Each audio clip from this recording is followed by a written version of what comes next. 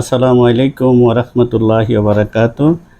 আজকে আপনাদের সামনে আমাদের বাংলাদেশের সর্বশ্রেষ্ঠ মহাজ্ঞানী মহাজন, সর্বশ্রেষ্ঠ সর্বজ্ঞানী মহাজন জনাব মিজান সাহেবকে নিয়ে এসেছি। তো উনি তো ওনার যতগুলো বক্তব্য শোনার আমার সম্ভব হয়েছে, এমন কোনো বক্তব্য নাই যেখানে উনি গোস্তাকি, বেয়াদফি, এটার অপব্যাখ্যা, নিজের মতো করে ব্যাখ্যা, যার সাথে মূলত কোরআন হাদিসের কোনো সম্পর্ক নাই, এমন বক্তব্য উনি দিয়েই চলেছেন। কিন্তু ওনার কি কোনো আকাবের নাই নাকি যে ওনাকে একটু থামাবে, যে বৎস তুমি থামো, তোমার এখনও অনেক কম বয়স, এখনও তোমার জ্ঞান অর্জন করার সময়, জ্ঞান বিলানের সময় নয়, এখনও জ্ঞান অর্জন করা আগে, তারপরে জ্ঞান বিলাও। এরকম কি কেউ নাই?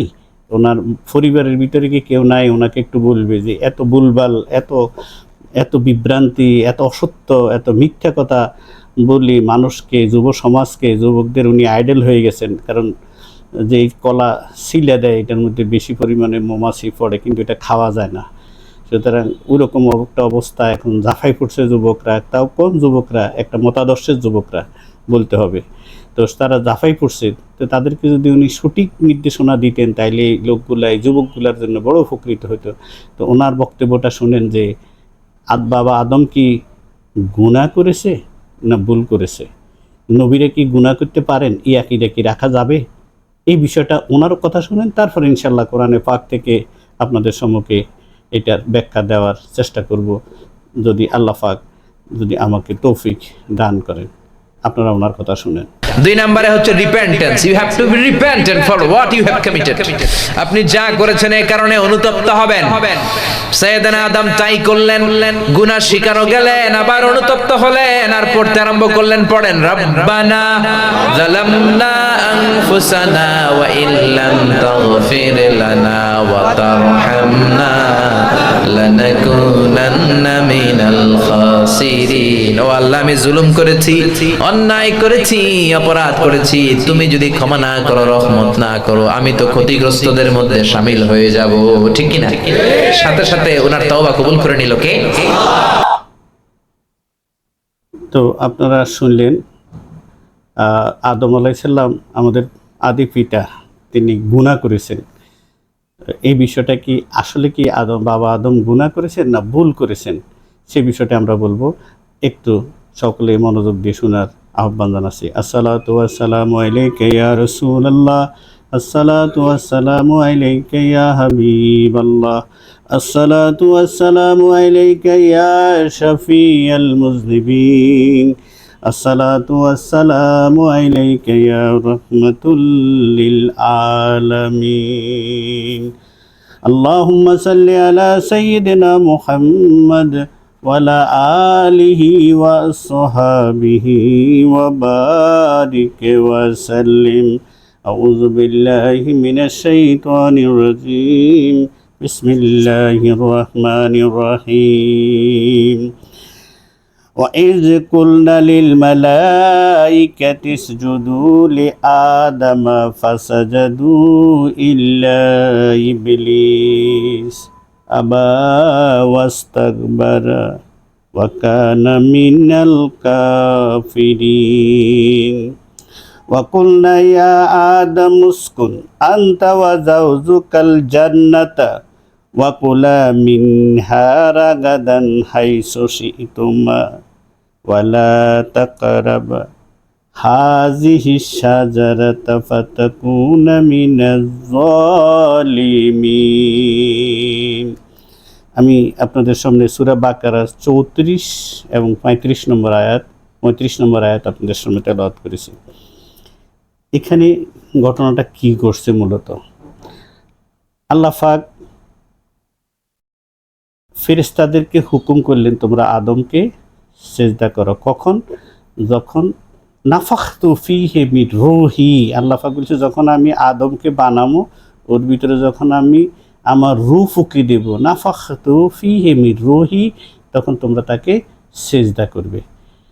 দেখা গেল ফেরেশতারা দেখেছেন নবীর ভিতরে যে রূহটা দিয়েছেন, সেখানে দেখেছেন নূর, নূরে মুহাম্মাদি সাল্লাল্লাহু আলাইহি ওয়াসাল্লাম।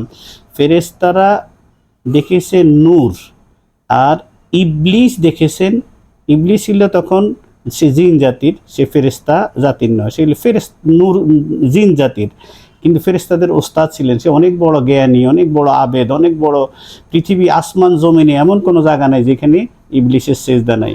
এত বড় সেজদাকারী, এত বড় জ্ঞানী, এত বড় মহাপণ্ডিত দেখলেন বাহিরের সাইডটা, তিনি আদমের ভিতরে, আল্লাহ বলছে নাফাখতু ফীহি মির রূহি, যখন আমি ওর ভিতরে নূর দিব তখন তোমরা তাকে সেজদা করবা। কিন্তু ফেরেশতারা নূর দেখেছেন, সেই জন্য সেজদা একটা না দুইটা দিয়েছেন। এই জন্য আমরা প্রতি রাকাত নামাজে 2টা করে সেজদা দিই। এটা ওখান থেকে আসা, ওই সেজদাটা ওই আদম আলাইহিস সালামকে, মূলত আদমকে সেজদা করা হয় না। সেজদা হচ্ছে নাফাখতু ফীহি মির রূহি, যে রূহটা দিয়েছেন, যে নূরটা দিয়েছে, সেই নূরের তাজিম করার জন্য দিয়েছেন। আদমের যে বসর, যে বসর, মাটির যে বসর, কাদা মাটিকে ঠনঠনে করে যে অবয়বটা তৈরি করা হয়েছে, যে বসর হয়েছে, তাকে নয়, তার ভিতরে যেই নূর দেওয়া হয়েছে সেই নূরকে সেজদা করার কথা আল্লাহ বলছেন। তো আদম ফেরেশতারা দেখছেন নূরকে, তারা সেজদা দিয়েছেন। আর ইবলিস দেখেছেন বশরকে, কারণ সে তার জ্ঞানে গুণে পণ্ডিতে এত বরফুর ছিল, এত বেশি জ্ঞানী ছিল, এত বেশি ইবাদতকারী ছিল, সে তখন আর আদমকে সেজদা দেয় নাই। কারণ সে বলছে আমি বশরকে সেজদা দিব কেন? আল্লাহ পাক জিজ্ঞাসা করছেন যে আদম, আমি যখন ফেরেশতাদেরকে সেজদা করার হুকুম দিলাম তখন সবাই সেজদা করলো, ফাসাজাদু ইল্লা ইবলিস, ইবলিস ব্যতীত, ইল্লা ইবলিস, সকল ফেরেশতা সেজদা দিল কিন্তু ইবলিস সেজদা দিল না। আল্লাহ জিজ্ঞাসা করলেন ইবলিস তুমি সেজদা দিল না কেন? ইবলিস বলতেছে আবা ওয়াস্তাকবারা ওয়া কানা মিনাল কাফিরিন, সে অস্বীকার করলো। প্রথমত সে অহংকার করলো, আবা ওয়াস্তাকবারা ওয়া কানা মিনাল কাফিরিন, সে তার জ্ঞানের গুণের অহংকার করলো, তারপরে সেজদাকে অস্বীকার করলো। তা আমার আল্লাহ তাকে বলে যে তুই কি খাওয়া, তুই চির কাফের, ওয়া কানা মিনাল কাফিরিন, তুই চিরজীবনের জন্য তুই কাফের হয়ে গেলি। এটা হলে আমার আল্লাহ তাকে এই সাজাটা দিয়েছেন নবীকে তাজিম না করার জন্য, নূরে মোহাম্মদীকে তাজিম না করার জন্য। সেদিন ইবলিসের যে সাজা হয়েছেন চিরজীবনের জন্য, সে যেভাবে কাফের হয়েছেন, আজকের জমানায়ও এই হুকুম বলবৎ আছে, কিয়ামত পর্যন্ত বলবৎ থাকবে। যারাই আমার নবীজিকে অসম্মান করবে, নবীজির শানকে অস্বীকার করবে, আল্লাহ পাক আমার নবীকে রহমতুল্লিল আলামিনকে যে শান, মান, মর্যাদা, শওকত দিয়ে, যে শান শওকত দিয়ে যে দুনিয়াতে প্রেরণ করেছেন, যারাই সেইটাকে অস্বীকার করবেন, ওই যে ইবলিসের যে সাজা, এই সাজা কিয়ামত পর্যন্ত বলবৎ আছে, থাকবে। সুতরাং নবীর শানে কথা বলতে গেলে জিহ্বায় লাগাম দিতে হবে, বুঝতে হবে কার শানে কথা বলতেছি। কারণ এটা আল্লাহ পাকের বড় সেন্সিটিভ জায়গা হইল নূরে মুহাম্মদী, আমার দয়াল নবীজি, আর আমরা সেই নবীর উম্মত। এটা তো আমাদের জন্য সৌভাগ্যের বিষয়। তা আল্লাহ পাক বলতেছে যে আমি যখন তারা ফেরেশতাদেরকে বললাম সেজদা করো, তারা সেজদা করলো, কিন্তু ইবলিস করলো না। সে তার জ্ঞানের অহংকার করলো এবং সে অস্বীকার করলো। এই জন্য বিনিময়ে তাকে আমি কাফের বানিয়ে দিলাম। আমি ওয়াকুলনা আদামুসকুন আনতা জাওজুকাল জান্নাতা, হে আদম তুমি এবং তোমার স্ত্রী তোমরা জান্নাতে বসবাস করো। আমি আরেকটা একবার পড়েছি, অর্থটা বলি যাতে আর একটু সামনে যেতে পারি। তো বলতেছে যে হে আদম তুমি এবং তোমার স্ত্রী জান্নাতে বসবাস করো, সেখান থেকে তোমাদের ইচ্ছা, যেখানে ইচ্ছা স্বাচ্ছন্দ্যে আহার করো। কিন্তু একটা গাছ দেখেই বললেন যে এই গাছের নিকটে যেও না, যদি তুমি সেখানে যাও, ওয়ালা তাকরাবা হাযিহি শাজারাতা ফাতাকুনান্না মিনাজ জালিমিন, যদি তুমি সেই গাছের নিকটে যাও তাহলে তুমি জালেম হয়ে যাবে। ওই গাছটির কাছেও যেও না, তাহলে তোমরা সেই গাছের কাছে গেলেই তুমি জালেম হয়ে যাবে। এখন শয়তান তো আদম আলাইহিস সালামের কারণে কাফের হয়ে গেল, তার তো ভিতরে জ্বালা রয়ে গেল। পরের আয়াতে আমি অর্থগুলো শুধু আপনাদের সামনে বলি। শয়তান 36 নম্বর আয়াতে শয়তান তাদের দুজনকে প্ররোচনা দিল যে আমি তোমাদেরকে একটা মানে একটা সূত্র দিচ্ছি, সেটা কি, তোমরা যদি এই গাছের ফল খাও, তোমরা যদি এই গাছের নিকটে যাও, তাহলে তোমরা চির জীবন লাভ করবে।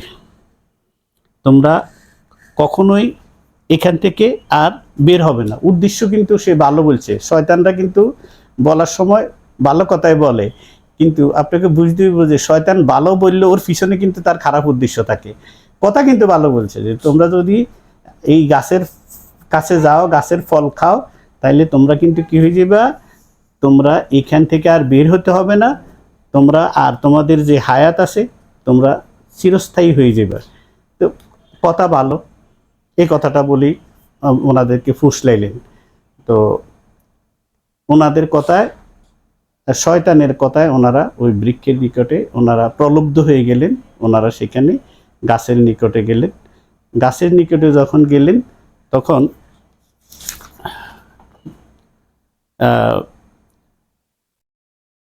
কেন গেছে ওনারা, মূলত ওনাদের উদ্দেশ্যটার ভিতরে কী ছিল, যে তোমরা আদম, আমি তোমাকে আল্লাহর চিরস্থায়ী জীবন লাভ করার গাছটি সম্পর্কে বলে দিব, আর এর নিগূঢ় রহস্য যা বিদরিত হবে না, তোমাদের ধ্বংস হবে না। শয়তান বললে যে তোমরা চিরজীবন লাভ করবে, চিরস্থায়ী হবে এখানে। এই কথা শোনার পরে 121 নম্বর আয়াতে আল্লাহ পাক বলতেছে যে অতঃপর উভয়ে আল্লাহর নৈকট্যের স্থানে চিরজীবন লাভের আগ্রহে সে গাছ থেকে ফল খেয়ে নিল, তখন তাদের লজ্জাস্থান প্রকাশ পেয়ে গেল। দেখেন এখানে ওনাদের উদ্দেশ্যের ভিতরে, যেটা আমার বলার কথা, উদ্দেশ্যের ভিতরে কোনো খারাপই ছিল না, আল্লাহকে চ্যালেঞ্জ করে না, বরং শয়তান প্রলুব্ধ করে দিছে। যেমন এখন ওয়াজ করি, ওয়াজের ময়দানে ধরেন অনেকে জান্নাতের টিকিট বিক্রি করতেছে, এটা শয়তানের কাজ। যে শয়তান জান্নাতে কে যাবে না যাবে এটা তো আল্লাহ জানে, কিন্তু বন্দা দুনিয়া থেকে কইতেছে যে আসেন আমাদের কাছে, আসেন আমরা জান্নাতের টিকিট দিই, অমুকে দলে ভোট দিলে আপনি জান্নাত পাবেন, অমুক দলে ভোট দিলে জান্নাত নিশ্চিত হয়ে গেছে। তো এইগুলো হলো শয়তানি কথাবার্তা। তো এই শয়তানি কথাবার্তা ওই যে ইবলিসও বলছে, সে তার অনুসারীরাও এখন যারা বলবে তারাও মূলত ইবলিসের অনুসারী। সত্যিকারের মুমিন কামেল কখনো বলে না যে আমি তোমাকে জান্নাত দিব। তিনি বলেন বাবা রে, আমিও তো গুনাহগার। উনি আল্লাহকে পাওয়ার জন্য আল্লাহর দিকে মানুষকে আহ্বান করে, জান্নাতের দিকে না। জান্নাতের দিকে যে আহ্বান করে, এই কামটা হচ্ছে শয়তানের কাম। আর আল্লাহর মুমিন বান্দারা জান্নাতের দিকে নয়, জান্নাতের মালিকের দিকে বান্দাকে ডাকে। এই জায়গাটার পার্থক্যটা বুঝতে হবে। সুতরাং যারা জান্নাতের টিকিট বিক্রি করে যে আমাদের ভোট দিন, আমরা জান্নাতে নিয়ে যাব, আরে তুমি জান্নাতে যাইবা কিনা, এই খবর আছে কিনা। তো যাই হোক, আমাদের ওনাদের আদম আলাইহিস সালাম, যে আদম হাওয়া যে গন্ধমের বা যে গাছটার নিচে গেলেন, ওনারা যে ফলটা খাইলেন, ওনাদের উদ্দেশ্যের ভিতরে ছিল যে যেহেতু শয়তান প্রলুব্ধ করছে যে তোমরা এখানে চিরস্থায়ী আল্লাহর নৈকট্য পাবে এবং চিরস্থায়ী জীবন লাভ করবে যদি তোমরা এই গাছের নিকট ফল খেয়ে নাও, তখন তারা ফল খাইল, তাদের লজ্জাস্থান বেড়ে গেল। আল্লাহ বলল যে কি, তখন নিজেদের জান্নাতের ফাতা দ্বারা তারা নিজেদের শরীরটাকে আবৃত করলেন, তাদের চিরস্থায়ী জান্নাতের আশার, চিরস্থায়ী জান্নাতে বসবাসের সুযোগ আর রইল না, সেই পথটা পূরণ হয়নি। 122 নম্বর আয়াতে আল্লাহ বলতেছে, তখন অতঃপর তার প্রভু তাকে স্বীয় নৈকট্য ও নবুয়ত দানের জন্য মনোনীত করলেন, তার তওবা কবুল করলেন এবং পথ প্রদর্শন করলেন। এর স্বাদ হলো 123, তোমরা সকলেই এইখান থেকে নেমে যাও, তোমাদের একজন আরেকজনের শত্রু। অতঃপর যখন আমার পক্ষ হইতে তোমাদের নিকটে কোনো হেদায়েত আসবে, তখন যে ব্যক্তি আমার হেদায়েতের অনুসরণ করবে তবে সে পথভ্রষ্ট হবে না এবং কষ্ট পাবে না। এই হলো সূরা তোহা। এই জায়গাটা হইল সূরা তোহা থেকে আপনাদেরকে এই অংশটুকু পড়ে শোনাইলাম। প্রথম অংশটা হইল সূরা বাকারার 34 নম্বর আয়াত। আর সূরা তোহাতে গিয়েও আল্লাহ পাক এই ঘটনাটা বর্ণনা করে দিলেন যে কেন আদম আলাইহিস সালাম জান্নাত থেকে জান্নাতের এই ফলটা খাইলেন, কেন উনি আল্লাহর হুকুমটার কথা ওনার খেয়ালে ছিল না। এখন উনি কি গুনাহ করছেন না ভুলে গেছেন? উনি কি গুনাহ করছেন না ভুলে গেছেন? এইটার জবাবটা আল্লাহ রাব্বুল আলামিন সূরা তহা 20 নম্বর সূরার ভিতরে 115 নম্বর আয়াতে আল্লাহ পাক বলতেছেন, মূলত আমি পূর্বে আদমকে তাগিদ সূচক আদেশ দিয়েছিলাম, অতঃপর তিনি তা ভুলে গেলেন এবং আমি তার মধ্যে সংকল্পের দৃঢ়তা পেলাম না। মানে আদম আলাইহিস সালামকে আল্লাহ পাক বলতেছে যে আমি আদমকে এর পূর্বে একটা হুকুম দিয়েছিলাম যে তুমি ওই গাছের নিকটে যেও না। ওয়ালাকাদ বিসমিল্লাহির রহমানির রহিম 115 নম্বর আয়াত সূরা তহা, ওয়ালাকাদ আইদনা ইলা আদামা মিন কাবলু ফানাসিয়া ওয়ালাম নাজিদ লাহু আজমা।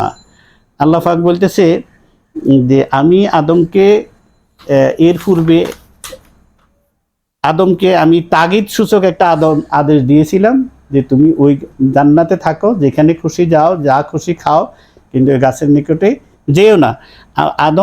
অতঃপর আমার আদম সেটা ভুলে গিয়েছে। তাইলে আদম আলাইহিস সালাম জান্নাতে গন্ধম খাওয়া বা গাছের নিকটে যাওয়া এটা মূলত কোনো গুনাহ ছিল না। এই কোন আকীদা?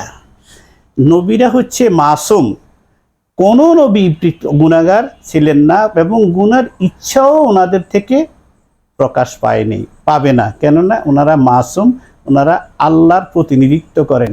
সুতরাং যিনি আল্লাহর প্রতিনিধিত্ব করেন ওনার দায়িত্ব আল্লাহর কাছে। আল্লাহ পাক সকল নবীকে আমাদের যে আকায়েদের সমস্ত গ্রন্থে দেখেন, আকায়েদের যে কোনো কিতাব খুলে দেখেন আপনি, সমস্ত নবীরা হচ্ছেন মাসুম আর আল্লাহ ওয়ালারা হচ্ছে মাহফুজ। মাহফুজ হলো যত গুনাহ করুক আল্লাহ তাদেরকে মাফ করে দিয়ে আল্লাহ তার হেফাজতে নিয়ে যান। আর মাসুম হচ্ছে যারা গুনাহ কল্পনাও করে না, গুনার চিন্তাও যাদের ভিতরে নাই। তাইলে বাবা আদম আলাইহিস সালাম সেদিন কোনো গুনাহ করে নাই। আল্লাহ পাক বলছে আমার আদম ভুল করেছে। আয়াত সূরা তহা 20 নম্বর সূরা 115 নম্বর আয়াত আল্লাহ পাক এখানে এই ঘটনাগুলা একটা বলতে দিয়েছেন।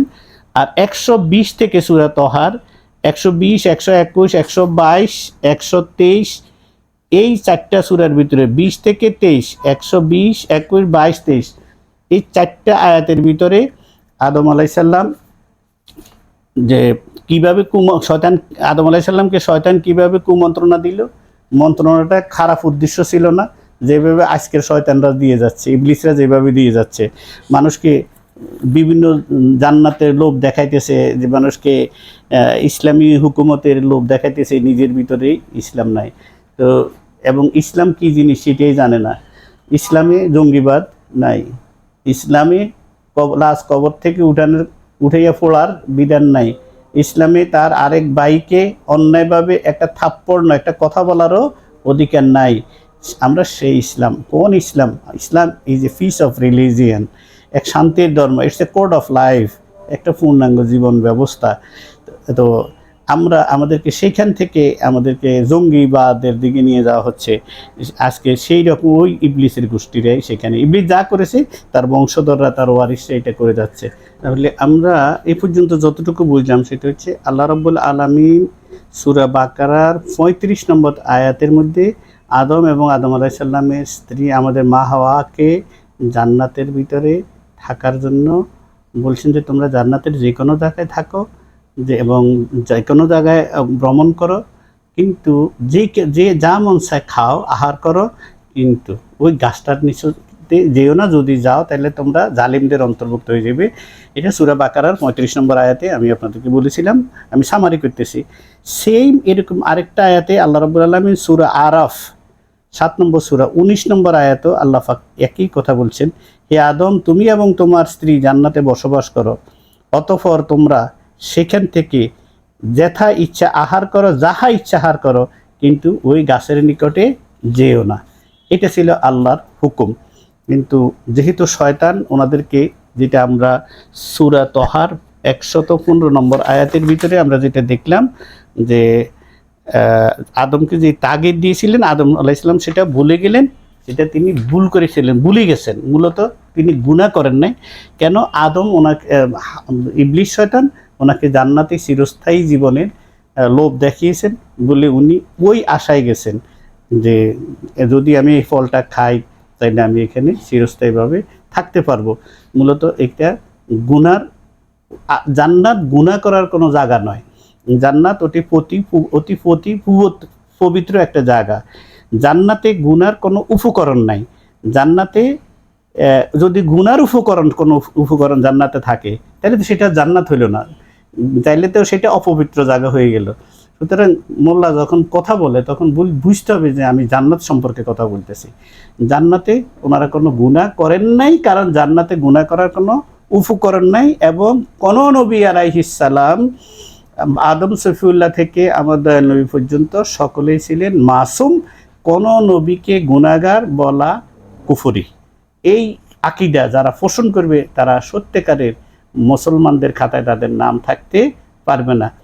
তো এবং কথা হচ্ছে আমাদের প্রথম মানুষ, আল্লাহর সৃষ্টির প্রথম মানুষ এবং আমাদের আদি পিতা, আমাদের সর্বপ্রথম পিতা, আমরা তারই সন্তান। আমরা তার সম্বন্ধে যখন কথা বলবো, নিজের বাপ সম্বন্ধে যখন কথা বলবো, আমরা আদব রক্ষা করব। আমাদের বাবা গুনাহ করছে এটা বলার অধিকার সন্তানের নাই। দেখেন আরেকটা আয়াতে করিমে আল্লাহ রাব্বুল আলামিন শিখিয়ে দিচ্ছেন, তোমরা তোমাদের পিতামাতার জন্য দোয়া করো। কেমনে দোয়া করো? বিসমিল্লাহির রহমানির রহিম। রব্বিরহামহুমা কামা রব্বায়ানি সগীরা। হে আল্লাহ, রব্বিরহামহুমা কামা রব্বায়ানি সগীরা। আল্লাহ, হে আমার রব, হে আল্লাহ, হে আমার প্রতিপালক, তুমি আমার পিতামাতাকে সেইভাবে প্রতিপালন করো যেইভাবে তারা আমাকে শিশু অবস্থায় প্রতিপালন করেছে। কারণ আমি তোমার বান্দা, আমার জন্ম, আমার স্রষ্টা তুমি, আমার লালন পালনকারীও তুমি। কিন্তু সেই কাজটা এটা তোমার শান নয়, তুমি জনজনকে লালন পালন করবা। সেই জন্য তুমি পিতামাতা নামক দুইজনকে দিয়ে আমাদেরকে প্রত্যেক সন্তান তোমার বান্দাদেরকে তুমি জমিনে পাঠাও এবং পিতামাতার মাধ্যমে লালন পালন করো। সেই শিশুকালে যখন তার নড়ার শক্তি থাকে না, যখন তার কৃষি করার ক্ষমতা, নিজের খাবার নিজে খাওয়ার শক্তি থাকে না, সেই সময় মা বাবা নামক দুই মেহেরবান তাদের মাধ্যমে আল্লাহ পাক আমাদেরকে প্রত্যেক আদম সন্তানকে লালন পালন করায়। আর তাদের জন্য যখন দোয়া করা হয় তখন আল্লাহ আদব শিক্ষাচ্ছে। তুমি বলিও না তোমার মা বাবা গুনাহগার, তোমার মা বাবা গুনাহ করছে, এই গুনার না, বলো তোমাদেরকে যেইভাবে তারা লালন পালন করছে শিশুকালে, আজ তারা যখন আমার কাছে চলে আসে তোমরা তাদের জন্য দোয়া করো যে আল্লাহ আমার মা বাবা যেইভাবে আমাদের মা বাবা আমাদেরকে যেইভাবে লালন পালন করেছেন শৈশবে শিশুকালে, তুমি আমাদের মা বাবাকে সেইভাবে লালন পালন করো। তাইলে এটা মা বাবার শান।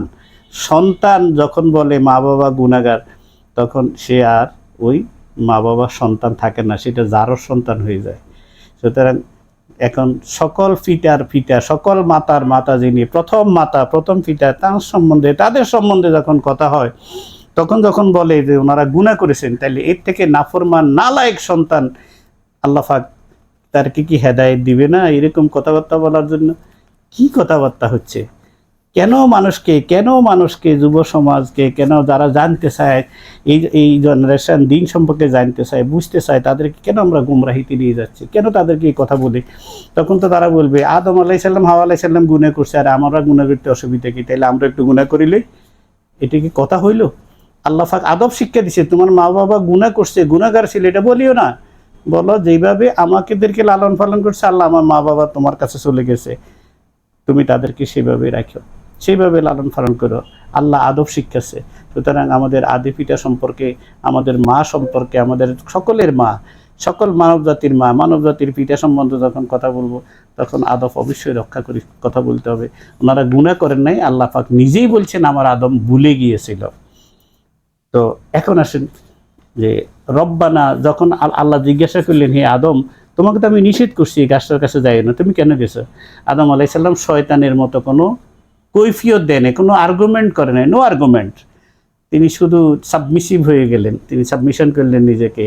রব্বানা যালামনা আনফুসানা ওয়া ইল্লাম তাগফির লানা ওয়া তারহামনা লানাকুনান্না মিনাল খাসিরিন। হে আমার রব, আমার প্রতিপালক, আমরা আমাদের প্রতি জুলুম করেছি, অন্য কারোর প্রতি না। কারণ এখানে গুনাহ করার কোনো জায়গা নাই তো, কারো থাপ্পড়ও দিই নেই, চড়ও দিই নেই। সুতরাং কারো সম্পত্তিও নিয়ে যায় নেই, ক্ষমতার জন্য মিথ্যা কথাও বলি নেই, অন্য দলের ভিতরে গিয়ে আশ্রয়ও নিই নেই, সেইখানে গিয়ে আবার আমি হেলমেট বাহিনী তৈরি করি নেই। আমি ভুলে গেছি। আদম আলাইহিস সালাম বললেন, আল্লাহ আমি আমার প্রতি জুলুম করে ফেলেছি, আপনি আমাকে যে নির্দেশটা দিয়েছিলেন সেটা আমি ভুলে গেছি, এটা আমার জুলুম হয়ে গেছে আমার প্রতি। আপনি যদি আমাদেরকে ক্ষমা না করেন, আপনি যদি আমাদের প্রতি দয়া না করেন, তবে আমরা অবশ্যই ক্ষতিগ্রস্ত হয়ে যাব, আমরা ক্ষতিগ্রস্তদের মধ্যে অন্তর্ভুক্ত হয়ে যাব, মানে আমরা নিজেরাই ক্ষতিগ্রস্ত হয়ে যাব। এটা ছিল ওনাদের দোয়া। উনি কিচ্ছু বলেন নাই, কোনো আর্গুমেন্ট করেন নাই, কোনো বলেন নাই আল্লাহ শয়তানে আমার এই কথা বলছে, শয়তান আমার এইটা করতে বলছে সেই জন্য আমি করছি না। উনি সোজা বলে দিয়েছেন। কাজে আমরা যারা ওনার বাবা আদমের সন্তানদেরও এই আখলাক থাকতে হবে, যখনই কোনো অপরাধ হয়ে যাবে তখন আমরা আর্গুমেন্ট না করে নিজের অপরাধটা স্বীকার করে নেওয়ার মধ্যেই মহত্ব। সুতরাং যিনি এই রকম আজে বাজে কথা বলতেছেন, ওনার উচিত এই নিজের ভুলগুলোকে সংশোধন করে নেওয়া, নিজেকে এত বড় মনে করার ভিতরে কোনো কৃতিত্ব নাই। তো এখন আসেন যে আসলে ওই দোয়া করার পরে কি আল্লাহ ওনাকে মাফ করে দিয়েছিলেন তখন? না, ওইটা হইলো ওই সময়ের কথা যখন বাবা আদমকে জান্নাত থেকে বের করে দিয়ে জান্নাতে যখন জিজ্ঞাসা করলেন তখন তিনি এই দোয়াটা করেছিলেন, রব্বানা যালামনা আনফুসানা। কিন্তু আল্লাহ পাক ওনাকে সেখানে ক্ষমা করেন নাই, এই দোয়ার বদলতে ক্ষমা করেন নাই। কি করলেন? দুনিয়াকে পাঠাই দিলেন, যেটা আমি সূরা তোহা 20 নম্বর সূরার 120 থেকে 123 নম্বর আয়াত পর্যন্ত এখানে ঘটনাগুলা বর্ণনা করা আছে। যাদের দরকার, যারা জানতে চান আপনারা এখান থেকে জেনে নেবেন। আমার ভিডিওর লম্বা হয়ে যাবে, সেই জন্য আমাকে সংক্ষিপ্ত করতে হবে। মূলত সেটা কি হয়েছিল এবার আসেন সূরা বাকারার 37 নম্বর আয়াত। সূরা বাকারার 37 নম্বর আয়াতে আল্লাহ পাক যখন আদম আলাইহিস সালামকে পাঠিয়ে দিলেন, উনি পড়লেন শ্রীলঙ্কা। মা হাওয়া আলাইহিস সালামকে ফালাই দিলেন, উনি আসলেন জেদ্দাতে, যেখানে হাজী সাহেবরা যায়। এরপরে যে হাজী সাহেবরা যে এখানে মা হাওয়া বা আদম একত্রিত হয়েছেন, সেখানে একটা মনুমেন্ট করে রাখা আছে, সেখানে গিয়ে আমি গুনাহগারও সেখানে গিয়ে সেটাতে জিয়ারত করে আসার তৌফিক হয়েছে। আলহামদুলিল্লাহ, আল্লাহ দরবারে লাখো কোটি শুকরিয়া আদায় করি। সেই জায়গাগুলি, স্মৃতি বিজড়িত জায়গাগুলি দেখার সুযোগ আল্লাহ পাক দিয়েছেন। সুতরাং সে অনুভূতি যে যায় সে বুঝে, যে না যায় সে তার পক্ষে এটা বোঝা সম্ভব নয়। আবার ইমানদার আর বেঈমানদার, মুমিন এবং কুমিন, মুমিন এবং মুনাফিক, এই দুজনের কাছে এই দুই জায়গার গুরুত্ব দুই রকম। মুমিনের কাছে একরকম, মুনাফিকের কাছে আরেক রকম। সুতরাং সেদিন আসলে কি হয়েছিল, যখন 350 বছর বাবা আদম আলাইহিস সালাম শ্রীলঙ্কাতে, বাবা আদম পাহাড় আছে সেখানে, আপনারা চ্যানেল আইতে সেখানে নুরুল ইসলাম ফারুকী সাহেব বা আরও অন্যান্য চ্যানেল সেখানে বাবা আদমের পায়ের চিহ্নটা ওনারা দেখাইছেন, এবং বাবা আদম পাহাড় আছেন। এখনও প্রতি বছর বহু পর্যটক ওই আদম পাহাড়ে যান এবং বাবা আদমের সেই পায়ের চিহ্নটা দেখেন। 350 বছর কান্না করার পরে বাবা আদমের খেয়াল হলো যে তিনি 350 বছর পরে ওনার মনের ভিতরে খেয়াল আসলো যে আল্লাহ পাক যখন আমাকে সৃষ্টি করছি, সৃষ্টি হয়ে যখন আমার ভিতরে রূহ দিল, তখন আমি এটা বাইহাকি শরীফের হাদিস, যে বাবা আদম ওনার ছেলে শীষ আলাইহিস সালামকে বলতেছেন যে বাবা শীষ, আমার পরে তুমি হইবা খলিফা, খেলাফতের তাজকে তুমি তাকওয়ার তাজ বানায় রাখবা, তাকওয়ার তাজ হবে খেলাফতের তাজ, তুমি তাকওয়ার উপরে থাকবা, আল্লাহর বন্দিগি করবা। যখনই তুমি আল্লাহর ইবাদত করবা তখন আল্লাহর নামের সাথে মুহাম্মদের নামটাও, মুহাম্মদুর রাসূলুল্লাহ, মুহাম্মদ নামটাও তুমি নিবা। কেননা আমাকে আল্লাহ সৃষ্টি করার পরে আমাকে সব সৃষ্টি হয়েই আমি যখন আরশের দিকে তাকালাম, তখন আমি আল্লাহর নামের সাথে একটা নাম দেখছি, লা ইলাহা ইল্লাল্লাহু মুহাম্মাদুর রাসূলুল্লাহ। এখন একদল মুনাফিক মৌলবী বাইরে সে আল্লাহর নামের সাথে রসুলের নাম রাখা শিরক, নাউজুবিল্লাহি মিন জালিক, নালত হোক তাদের উপরে। বাবা আদম বলতেছে, আমাদের বাবা আদম সাক্ষী দিতেছে যে আমি সৃষ্টি হয়ে আরশের চারপাশে আল্লাহর নামের সাথে আমি দেখেছি লা ইলাহা ইল্লাল্লাহু মুহাম্মাদুর রাসূলুল্লাহ। নিজের ছেলেকে বলতেছেন যে আমি সৃষ্টি হয়ে ওই নামটা দেখেছি। আল্লাহ আমাকে সৃষ্টি করে সব কিছু, জান্নাত জাহান্নাম সব কিছু পরিভ্রমণ করে গেছেন। জান্নাতের এমন কোনো ঘর নাই আমি দেখিনি যেই ঘরের সামনে লেখা নাই লা ইলাহা ইল্লাল্লাহু মুহাম্মাদুর রাসূলুল্লাহ। জান্নাতের প্রত্যেক ঘরের সামনে সামনে দরজায় লেখা আছে লা ইলাহা ইল্লাল্লাহু মুহাম্মাদুর রাসূলুল্লাহ সাল্লাল্লাহু আলাইহি ওয়াসাল্লাম। তো বাবা আদম বলতেছে, বাবা শীষ, তুমি সবসময় যখনই আল্লাহর নাম নিবা, আল্লাহর নামের সাথে তুমি মুহাম্মাদুর রাসূলুল্লাহ মুহাম্মদ নামটাও নিও, এই নামটা আল্লাহর কাছে বড় প্রিয়। তো সেই দিন আল্লাহ পাক আদমের মনে এই খেয়ালটা আসলো। তখন এইটাই আসছে সূরা বাকারার 37 নম্বর আয়াতে আল্লাহ পাক বলতেছে, আউযু বিল্লাহি মিনাশ শাইতানির রাজিম, বিসমিল্লাহির রহমানির রহিম। ফাতালাক্কা আদামু মির রাব্বিহি কালিমাতিন ফাতাবা আলাইহি ইন্নাহু হুয়াত তাওয়াবুর রহিম। আল্লাহ রাব্বুল আলামিনের আদম আলাইহিস সালাম বলতেছেন যে ফাতালাক্কা আদামু মির রাব্বিহি কালিমাতুন, আদম তার রবের কাছ থেকে কিছু বাক্য শিখে নিয়েছেন, মানে তার হৃদয়ে কিছু বাক্যের এলহাম হয়েছেন। কার? বাবা আদম আলাইহিস সালামের হৃদয়ে কিছু কথার প্রভু থেকে কতিপয় বাক্য শিখে নিলেন, ওনার হৃদয়ের ভিতরে এলহাম হইলেন, আল্লাহ ওনার হৃদয়ের ভিতরে ঢেলে দিলেন। ফাতালাক্কা আদামু মির রাব্বিহি কালিমাতিন, কিছু কালেমা, কিছু বাক্য আল্লাহ রাব্বুল আলামিন তার আদমের হৃদয়ে ঢেলে দিলেন। সেই কথাগুলো কি? ওই যে মুহাম্মাদুর রাসূলুল্লাহর যে নামটা তিনি দেখে এসেছেন, সেটা সেই বিষয়টাই আমি ওমর রাদিয়াল্লাহু তাআলা আনহু খলিফাতুল মুসলিমিন, খলিফাতুল মুসলিমিন ওমর ইবনুল খাত্তাব রাদিয়াল্লাহু তাআলা আনহু থেকে বর্ণিত মুস্তাদরাক কিতাব থেকে যে হাদিসখানা ইনশাআল্লাহ আপনাদের সামনে বলবো। তো তারপর আদম থেকে কতিপয় বাক্য শিখে নিলেন, অতঃপর আল্লাহ তার তওবা কবুল করলেন। নিশ্চয়ই তিনি বড় ক্ষমাশীল ও অনুতপ্তদের প্রতি অসীম দয়ালু। তিনি অনুতপ্তদের প্রতি অসীম, যারা অনুতপ্ত হয় আমার আল্লাহ তাদেরকে মাফ করে দেন। তো এটা হচ্ছে সূরা বাকারার 37 নম্বর আয়াতে আদম আলাইহিস সালামের তওবা কবুলের ঘটনা। তিনি কি গুনাহ করছেন? না, গুনাহ না, তিনি ভুল করছেন। সেই ভুলের জন্য 350 বছর উনি কান্নাকাটি করছেন। কান্নাকাটি করার পরে আল্লাহ পাক ওনার ভিতরে কিছু কথা ঢেলে দিলেন। কি সেই কথাগুলা? কোন কথাটা? সেটা কি রব্বানা যালামনা আনফুসানা? এটা না, সেটা তো জান্নাতে থেকে যখন আল্লাহ জিজ্ঞাসা করলেন তখন তিনি আর্গুমেন্ট করেন নাই, তিনি নিজের দোষটাই স্বীকার করে নিলেন। আর কোন কথার পরে আল্লাহ ওনাকে মাফ করে দিলেন 350 বছর পরে, সেটা আল্লাহ পাক এই আয়াতের ভিতরে বলতেছেন যে আদম তার প্রতিপালকের নিকট থেকে কয়েকটি বাণী শিখে নিলেন, অতঃপর আল্লাহ তার তওবা কবুল করলেন। নিশ্চয়ই তিনি তওবা কবুলকারী, পরম দয়ালু।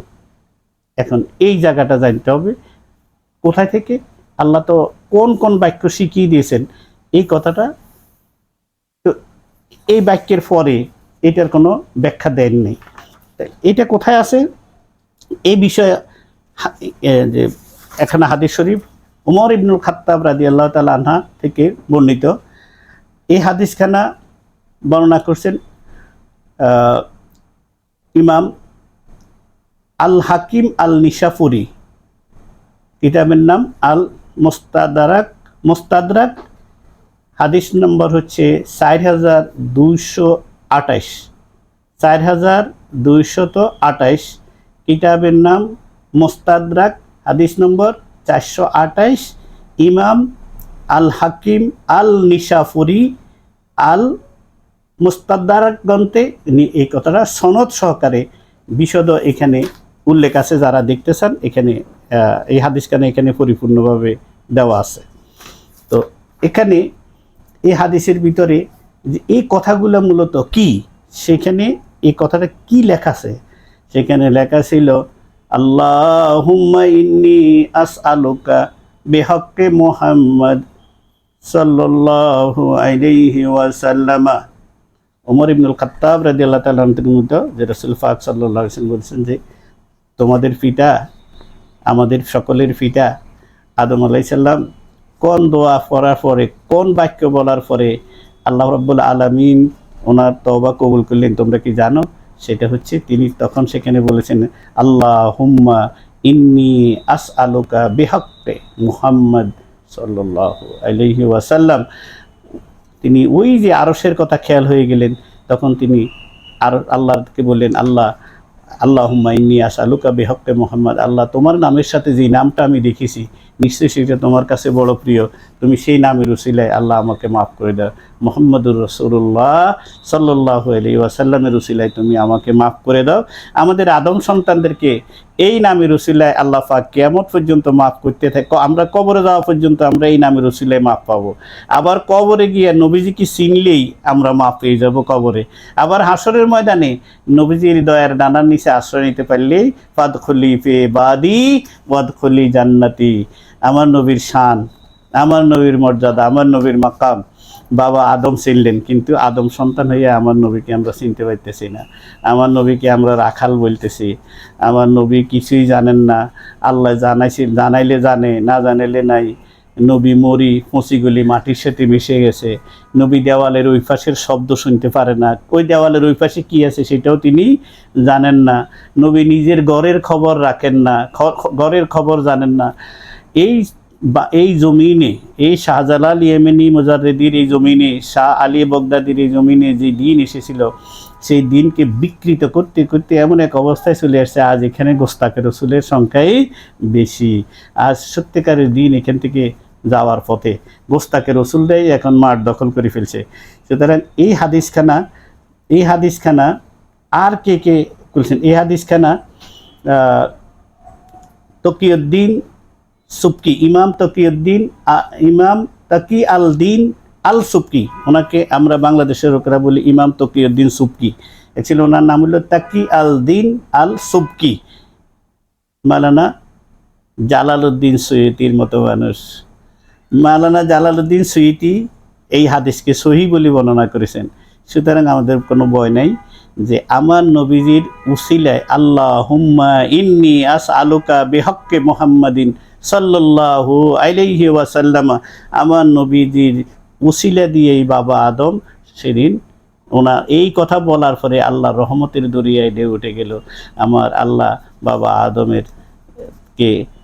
আদমের তওবাকে আল্লাহ কবুল করলেন। গুনাহ না, ওই ভুলের তওবাটা, ভুলটা। অথচ এর ভিতরেও কোটি কোটি ব্যাপার রয়ে গেছে। আল্লাহ পাক যদি জান্নাত থেকে বাবা আদমকে দুনিয়াতে না পাঠাতেন, মূলত আল্লাহ পাক বাবা আদমের জন্য এই দুনিয়াটাকে সাজাই রেখেন আদমকে দিয়ে, সেই জন্য ওনাকে জান্নাত থেকে দিয়েছেন। এটাও আল্লাহ পাকের একটা হেকমত, অসংখ্য হেকমত আল্লাহ পাকের। কথা বোঝা কি বান্দার পক্ষে সম্ভব? আল্লাহর কিছু খাস বান্দারাই সেটা আল্লাহর কথা বোঝেন। সুতরাং বাবা আদম গন্ধম খাওয়া এটাও আল্লাহর একটা হেকমত। এইখানে তিনি কোনো গুনাহ করেন নাই, এটা ওনার ভুল ছিলেন। এবং আমার দয়াল নবীজির উসিলা দেওয়ার পরে আল্লাহ ওনাকে মাফ করে দিয়েছেন। যেমনিভাবে জান্নাতে বাবা আদমের সাথে যখন মা হাওয়ার বিয়ে হলেন, তখন ফেরেশতারা কইলেন এবার মোহর দেন। মোহর না দিয়া হাওয়া আলাইহিস সালামকে আপনি ধরতে পারবেন না। তো বলতেছি মোহর কি দিমু বলো? ওই যে যাকে সৃষ্টি না করলে আপনাকে সৃষ্টি করা হইতো না, কোনো কায়নাতে সৃষ্টি করা হইতো না, ওনার নামের উপরে 20 বার দুরূদ পড়েন। কোনো জায়গায় আছে 10 বার পড়েন, কোথায় আছে 20 বার পড়েন। আপনি দুরূদ শরীফ পড়েন, আপনি মুহাম্মদুর রাসূলুল্লাহ সাল্লাল্লাহু আলাইহি সাল্লামের উপরে দুরূদ শরীফ পড়েন, এইটাই আপনার মোহর আদায় হয়ে যাবে। সুতরাং হালাল জাদা ওরাই যারা মুহাম্মদুর রাসূলুল্লাহ সাল্লাল্লাহু আলাইহি সাল্লামের নালাইন শরীফের নিচে যাবে, আশ্রয় নেবে, তারাই হালাল জাদা। যারা নিজেকে রসুলের কাতারে নিয়ে আসবে, রসুলের নালাইন শরীফ থেকে উপরে উঠবে, সেটাই হারামজাদা। এটাই হলো মাপকাঠি। সুতরাং সৃষ্টি আল্লাহ পাক আমার নবীর জন্যেই দুনিয়াকে সৃষ্টি করেছেন, আমার নবীকে প্রকাশ করার জন্য এই দুনিয়ায় কায়নাত সৃষ্টি করেছেন। সেই নবীর শান মান মর্যাদা আমাদের বাবা আদি পিতা আদম আলাইহিস সালাম তিনি বুঝলেন। এবং কিয়ামত পর্যন্ত আদমের সন্তানেরা যারা এই শান বুঝবেন, তারা আদম আলাইহিস সালামের প্রকৃত সন্তান। তারা উরিস্তুমুহা বিমা কুনতুম তা'মালুন, তারা জান্নাতে যাবে ওয়ারিস সূত্রে। ওয়ারিস সূত্রেই তারা জান্নাতের মালিকানা। শুধু ওই যে বাবা আদম যে আকীদার উপরে ছিলেন, সেই আকীদাকে ঠিক রাখতে পারলেই জান্নাতে যাওয়া যাবে। না এলে যত রকম আমলে আছে সব আমল লইয়া জাহান্নামের দিকে যেতে হবে। সুতরাং এই মানুষটা, ওনার কণ্ঠ অনেক সুন্দর, আমি অনুরোধ করব ওনাকে, আপনি কথা বলার সময় সংযত হন। কথা বলতে পারলেই বলা যায় না, কোরআন হাদিস আর রিসার্চ করেন, গবেষণা করেন। দেখেন, আপনার এই একটা কথা জবাব দেওয়ার জন্য আমাকে কিন্তু অনেকগুলো কিতাব নিতে হয়েছে, আমাকে অনেকগুলো কিতাবের আশ্রয় নিতে হয়েছে, নিয়ে আমাকে এই কথাগুলো বলতে হয়েছে। সুতরাং আপনি এইভাবে কথা বলবেন না, আপনি এইভাবে কথা বলে মানুষকে ঈমান আকীদাকে নষ্ট করে দেবেন না। কোনো নবী দুনিয়ার বুকে গুনাহগার ছিলেন না, গুনাহ ওনাদের চিন্তার ভিতরেও নাই, আল্লাহ ওনাদেরকে মাহফুজ করে রেখেছেন। সুতরাং নিজের বাবার প্রতি অপবাদ দেওয়া থেকে বিরত থাকেন, সকল মানব জাতির পিতাকে অপবাদ দেওয়া থেকে বিরত থাকেন, তওবা করেন, ফিরত আসেন। আল্লাহ পাক আমাদের সবাইকে হেদায়েত নসিব করেন। ওমা আলাইনা ইল্লাল বালাগুল মুবিন ওয়া আখিরু দাওয়ানা আলহামদুলিল্লাহি রাব্বিল আলামিন। আসসালামু আলাইকুম ওয়া রাহমাতুল্লাহি ওয়া বারাকাতুহু।